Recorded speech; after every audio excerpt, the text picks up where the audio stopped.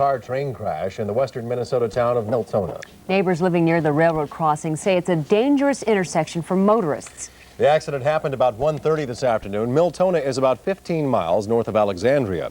Witnesses say the car approached the crossing and apparently didn't see the train coming, probably because of the position of the sun. Killed were a 50-year-old man, his 50-year-old wife, and their 29-year-old daughter, all of Eagle Bend, Minnesota. While there's been a history of accidents at the intersection, neighbors say this is one of the worst they've ever seen. And as News 11's Christy Arndt of our Mid-State Newsroom reports, this accident probably could have been avoided. The car was crushed into a V-shape when it crashed into the snowblade of an oncoming train. The 3 people inside were killed instantly, and only the train's engineer has been able to clear up some of the questions. He saw the car coming, but that in the distance it was, which was a very short distance, he was basically unable to do anything. The car paid no attention to his warning horn, the way it sounds, and just basically ran the stop sign. Police say they consider this crossing very well marked with a stop sign and a railroad crossing marker. Miltona residents disagree. We've had accidents there before. I mean, today was probably the most tragic, but I hate it. I have hated it since the day we got here. It scares me. It always has. It has for years scared me. Jan Frichette owns a business across the street from the crossing, and her opinion is shared by other townspeople. We would like to see some lights and you know, booms coming down where it would certainly help. The crossing has been the site of accidents in the past, but I'll agree that today's is one of the deadliest ever. In Miltona, Christy Arndt, News 11, the Mid-State Newsroom. The identities of the victims will be released tomorrow. Tonight, police are looking for 2 masked men who tried to rob a St. Paul VFW. Officers armed with shotguns arrived at 1635 Lawson Avenue just minutes after the robbery call came in. They surrounded the building and used dogs to track the suspects, but the 2 men got away. Victims said the attempted robbery was a terrifying experience. They put a gun up to me and Daryl and made us lay on the ground and they repeated, lay down, stay down. Although there was money in the office, the gunmen fled before they could take anything. Authorities have identified a body found this morning on the east side of St. Paul. Police found the body of 52-year-old Robert J. Miller at a construction site at East Pennsylvania and Mississippi Street. Miller had been staying at the Union Gospel Mission. An autopsy will be done tomorrow to determine how Miller died.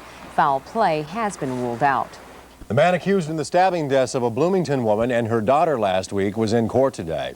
27-year-old Larry Job is charged in the murders of 30-year-old Deborah Ritako and her 2-year-old daughter Andrea in their Bloomington apartment last Wednesday. Bail remains at $2 million. Job will be in court again December 15th.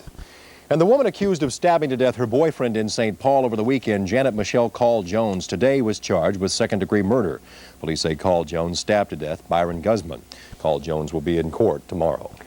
The search for a missing Minneapolis Marine is over. Marine Corps officials believe a body found in the California desert is that of Jason Rother. The body was found outside the 900-square-mile military base, a mile south of Old Highway 66 and 13 miles west of Amboy. It's 17 miles from where Rother was last seen. Searchers also found military clothing and Rother's wallet with Marine identification. On August 30th, Rother disappeared after a night training exercise. On October 29th, Rother's family flew from the Twin Cities to California to look at the base themselves and make sure a thorough search was conducted. After pressure from the family, the Marines conducted a second search over the weekend of November 4th. Still no clues were found. On November 26th, the Rother family said goodbye to Jason in a private memorial service. And today, the Rother family received news that a body believed to be Jason's was found. News 11's Mary Stuckey joins us now from the newsroom with more on that. Mary? Paul and Diana, the Marines say Jason Rother wasn't picked up at the conclusion of a training exercise in the desert. And they've offered no explanation for why a search for Rother didn't begin until 2 days after he disappeared. The Rother family began pushing the Marines to search harder for Jason almost immediately after the 19-year-old disappeared. Tonight, at last, the family has some answers. We all prayed that someday we would find out what had happened, if he was alive, if he was dead. But it's still hard to accept. A Marine spokesman says he does not believe Jason went AWOL.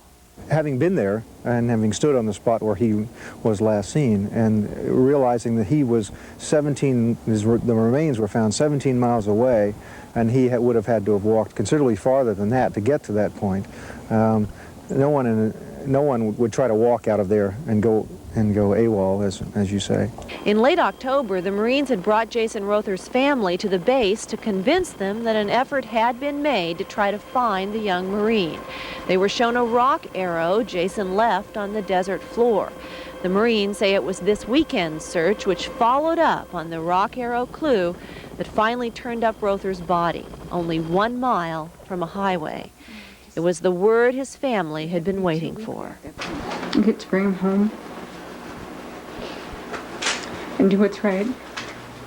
Several of Rother's superiors face courts-martial in the case, and several others have been relieved of their duties. Paul and Diana. All right, Mary, Thanks, Mary. thank you. Tests will soon be done to find out if groundwater is contaminated where an oil pipeline burst last week. About 5,000 barrels of black crude oil covered Lewis Burble's farm in Grant Township. Most of it has now been cleaned up. Coke refinery officials haven't decided how they'll handle the next phase of the cleanup, and it's not known when the farmland can be used again.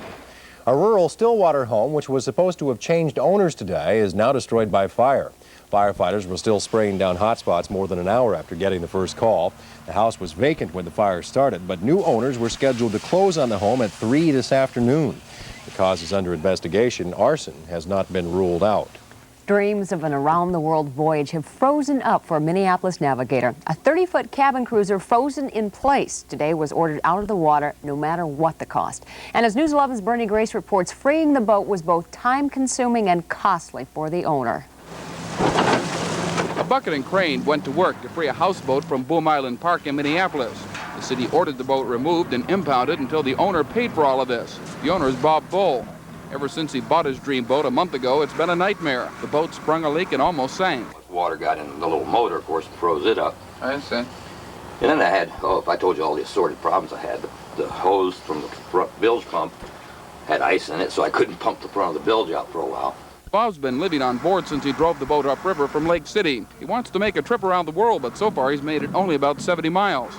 Today the objective wasn't to go around the world, but just to get the boat out of the ice and out of a city park. When it finally was freed, crews loaded it onto a trailer and hauled it to the impound lot.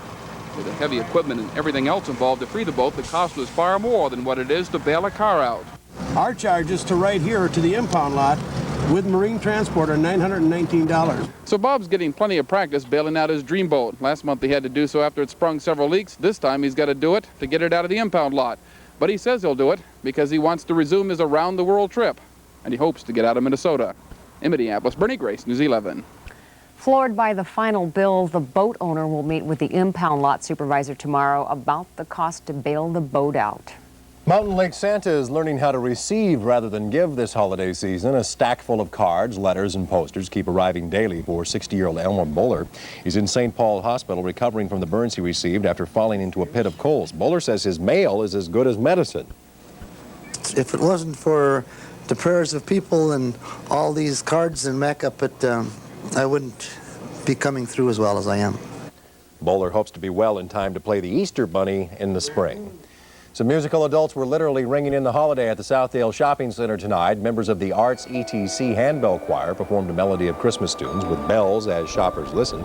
Here's a familiar tune.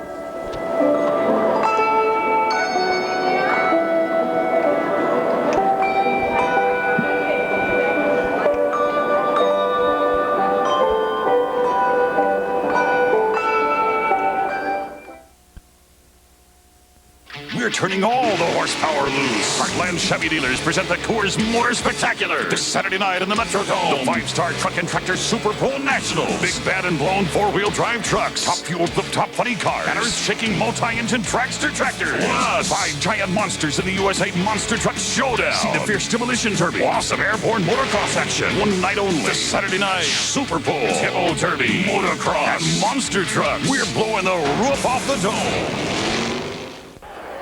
Wilson drops back, he throws the ball, and it's complete. Good pass. You know, Wade, football and the Army have a lot in common. Both require teamwork and leadership to be successful. That's right, Dad. The Army Reserve and National Guard offers many exciting challenges for young men and women. And if you're looking for a chance to be a leader on a great team with the opportunity to earn good part-time money with great benefits, contact your local Minnesota Reserve recruiter. Already packed with holiday shoppers, New York City is preparing for tomorrow's arrival of Soviet leader Mikhail Gorbachev. Soviet officials say Gorbachev will bring substantial ideas to the fifth and final summit meeting with President Reagan. New York officials are expecting Gorbachev gridlock during his four-day visit during New York's Christmas shopping season. Gorbachev will meet with President Reagan and President-elect Bush at lunch on Wednesday. A federal grand jury today returned a 24-count fraud and conspiracy indictment against former PTL leader Jim Baker, and that story tops Datelines. In Charlotte, North Carolina, the indictment charges Baker and former PTL President Richard Dortch with bilking PTL followers and using the money to finance extravagant lifestyles. Two other Baker aides, Dave and Jim Taggart, were charged with tax evasion and conspiracy. In Tokyo, 2 people are dead and at least 100 others injured after 2 commuter trains collided. They crashed with such force that it took rescuers 4 hours to free some passengers from the wreck. It's the first fatal train crash on Tokyo's heavily traveled commuter rails in 4 years. Officials say the driver may have tried to save time by shutting off the train's automatic braking system. And in New York City, Christmas carolers, shoppers, and thousands of cheering kids packed Rockefeller Center for the lighting of the giant Christmas tree. The annual lighting of the tree is a highlight of New York's Christmas season. It is beautiful. Yes, it is. It's just gorgeous. Sure is. So's the weather. No complaints atmospherically. Severe clear out there at this hour. Not a whole lot going on. Good night. You can go home now. Tell you what, though, it is going to cool down. A cold front on the way. No bitter air in sight, and tomorrow is still going to be low to mid-40s, but by Wednesday and Thursday you'll notice a distinct wintry twang in the air. Tell you what, snow lovers and skiers are beginning to chew their thumbnails, searching the weather maps in vain for signs of Alberta clippers and Texas hookers. No significant accumulating snow in sight. This is the snow cover chart we showed you last Friday, and you can see there was still a band of 8 to 12 inches from about Alexandria up towards Brainerd, Bemidji, and parts of extreme northern Minnesota. Now watch. Here's the snow cover today, less than 4 inches across most of Minnesota. Just a few dirty piles in the metro. Still more than 4 up towards Grand Rapids, Park Rapids, a good 8 up in the Arrowhead, up towards the Gunflint Trail, Hibbing, Evelyn, Virginia, Ely, up towards famous towns like Embarrass and Tower, still upwards of a foot of snow. And I could see another inch in this area late tomorrow night as that next cold smack arrives from Canada. But no signs of any bitter, thumb-numbing, battery-draining air in sight for at least the next 5 to 7 days, and no snowstorms either. Let's check tonight's winning weather spy photo. This is a real pretty one. A giant atmospheric fuzzball, which I know doesn't sound very scientific. My college professor would roll over in his grave. That is Virga, those wisps coming down, those fuzzy wisps underneath the cloud. That is precipitation that is evaporating before reaching the ground. Thanks to Paul Grover of Cottage Grove for sending that in. Today's high 44, the normal high is 30 for today's date. So yes, this was unusual, a low of 22. Clear now, 32, we're at freezing. A south breeze at 6, the wind chill 26, the humidity high, the barometer falling. Here's what the remaining snow cover looks like from outer space. Still a pretty good stripe over northern Iowa, parts of southern Minnesota. You can see, though, where the snow is melting. Not much snow on the ground left at all across the Dakotas. As we told you, severe clear, mostly clear skies across the upper Midwest, just a few patchy high cirrus clouds. Let's show you that next cold front. It's showing up on the weather map. Ahead of the front, 20s, 30s, and 40s. Behind the front, temperatures didn't climb out of the single numbers across much of central Canada. That air mass will modify somewhat as it comes south. But look at this, 50s and 60s today. By Wednesday and Thursday, it won't climb out of the teens and single numbers across much of northern Minnesota. At this hour, I'm a little concerned about those wet, slushy roads turning to ice. Readings below freezing within this pink shaded area. And there may be some slippery spots later on tonight if you're heading out. Tomorrow, this may be conservative. I can see low to mid-40s in the metro. Then the colder air arrives by midweek. We'll be back with the 11 Outlook. It's coming up next. Play Telefun Sports Trivia and win daily prizes.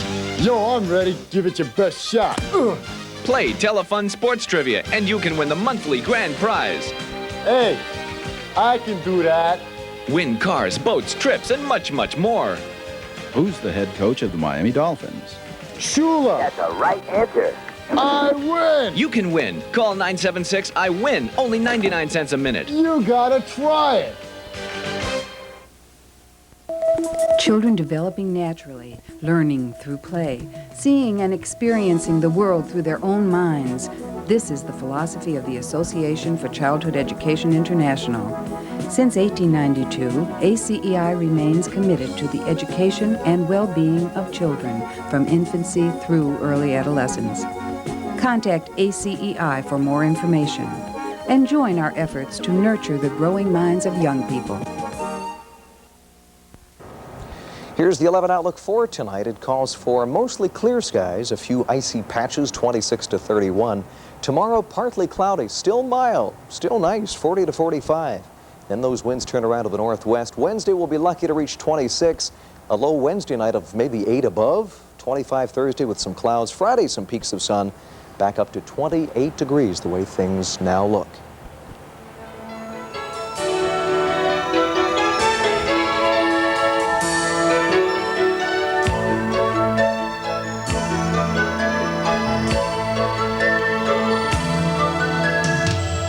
Little hands, little feet, dancing round a Christmas tree.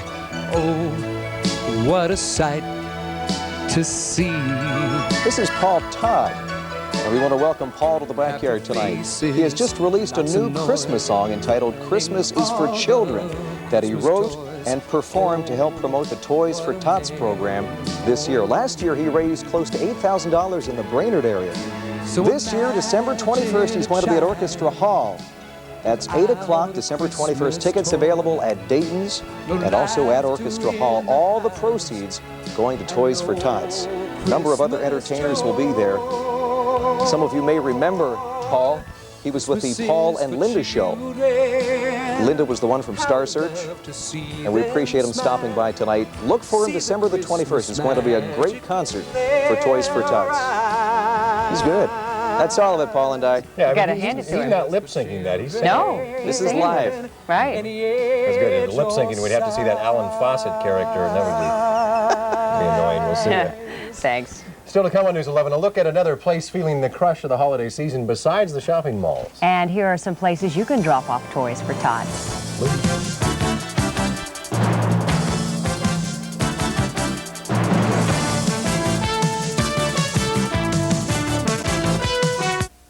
At Twin City Tires, safe winter driving is important. That's why we recommend that you safety sipe your tires. It costs only $7 to $10 per tire, and tests prove traction is improved up to 50%. Why take a chance? Let us sipe your tires today for winter driving. No appointment is necessary.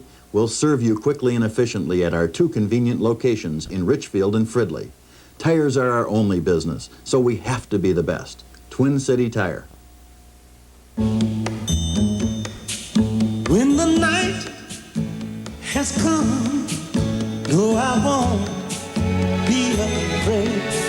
Just as long as you stand by me. So darling, stand by me. Oh, call the Alzheimer's Association. We're here to stand by you. The rush is on to get the holiday mail delivered in time. John Moline is one of 50 new employees hired in Minneapolis to handle the rush. At its peak, Minneapolis workers will be sorting and stacking 8 million pieces of mail every day, and that requires some overtime. They're having us work 6 days a week now, as opposed to having just 5 days. The Minneapolis Post Office will also add Sunday collections for the next 2 weekends to keep the mail moving. Deadlines for mailing packages and cards by airmail are fast approaching. To ensure delivery by Christmas Day, items bound for Alaska and Hawaii should be mailed by Wednesday.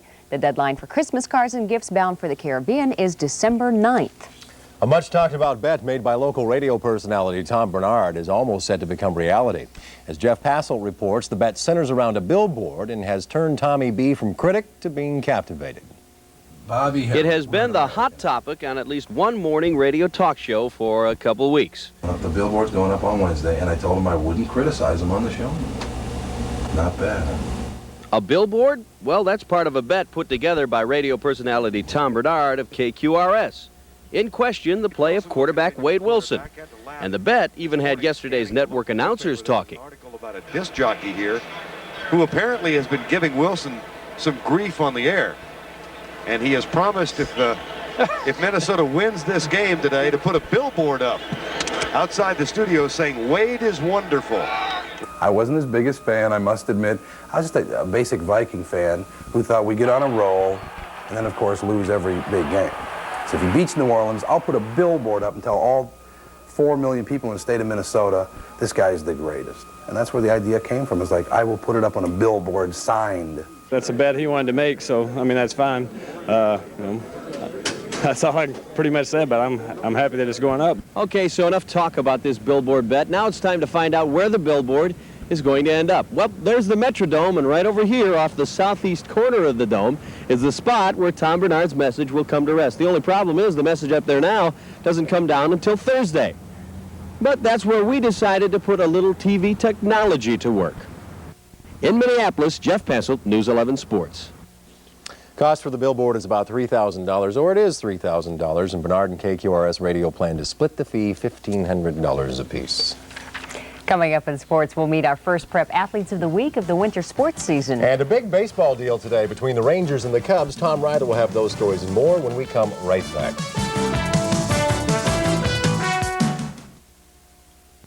Over the past year, the Captain and now Lady Money Express have been there for you when you needed your check cashed. And we all know what it's like to need cash on a bank holiday or on a Sunday or even in the middle of the night. Money Express is there for you when you need the most. 24 hours a day, 7 days a week. Every once in a while, I even have to come up and cash one of my checks.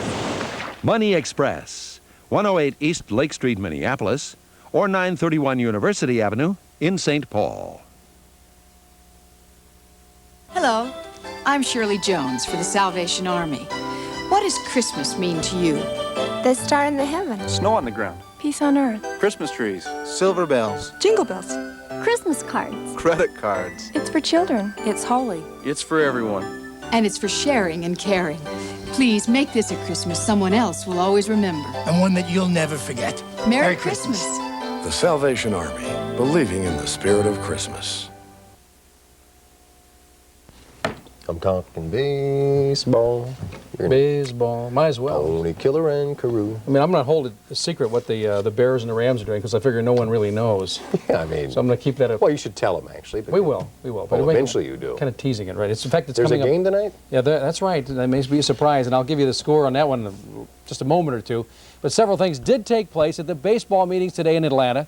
Here's a rundown of the key items leading with a 9-player trade. The key players are outfielder Rafael Palmeiro and pitcher Jamie Moyer going to Texas from the Chicago Cubs.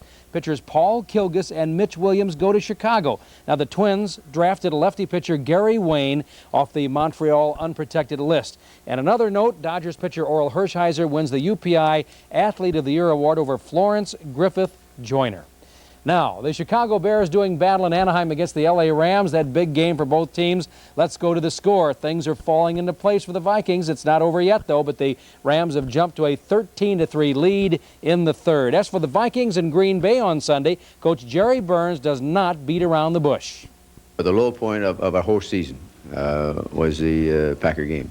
It was the most embarrassing time that I've spent as a head coach of this team.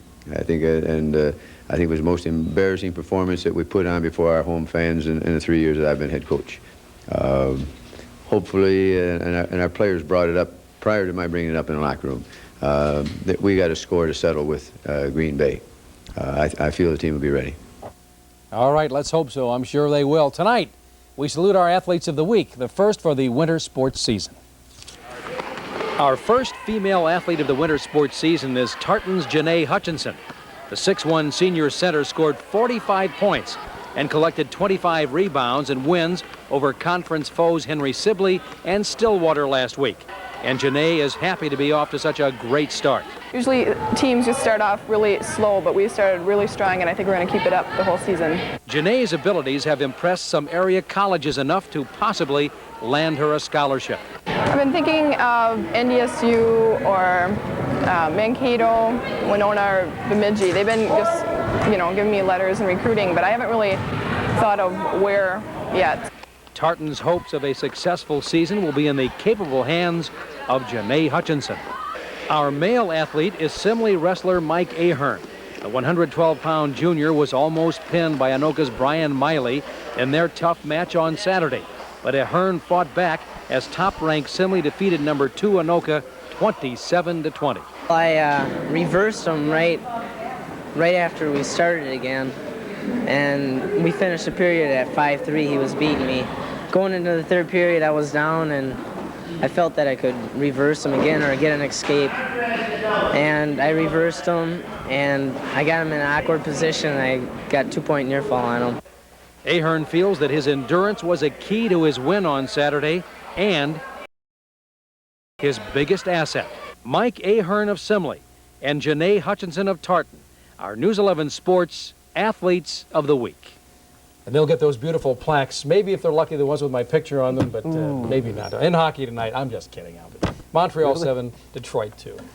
Can you imagine if they got that in the mail and come back so fast? How disappointing. Just ahead on the extra, it's the last go-around for a merrymaker at the Minnesota State Fair. We'll show you some carousels that are facing the same fate. We can't give those pictures.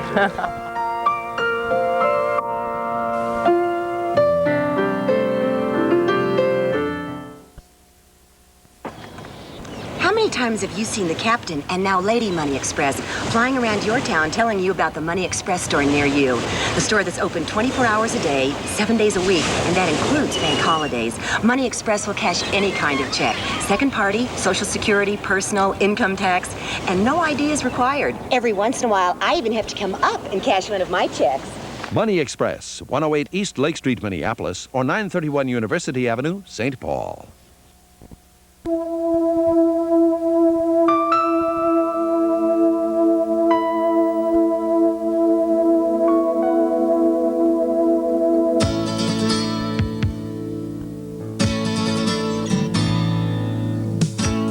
Treat yourself to an experience of a lifetime. Join us on the Minnesota Winter Wilderness Trek.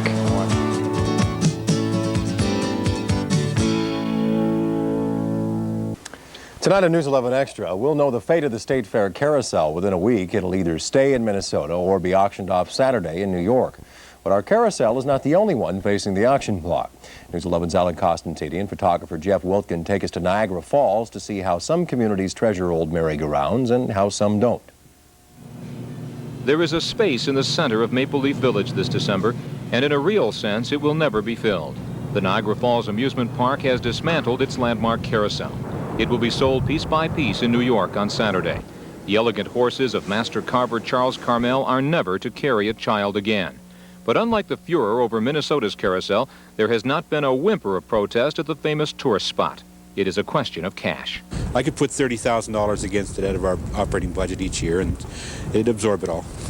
Because wooden horses, it's the paint and the cracks, and it's just a lot of money to keep them going. But just across the Niagara River in North Tonawanda, New York, the cost has not stopped the town from giving carousels, with 2 R's, a second wind. The Tonawandas had produced more carousels than all the other companies in the country combined, but we had never had one operating in the city. So we thought it would be kind of fun to bring a carousel back, and that was just the beginning.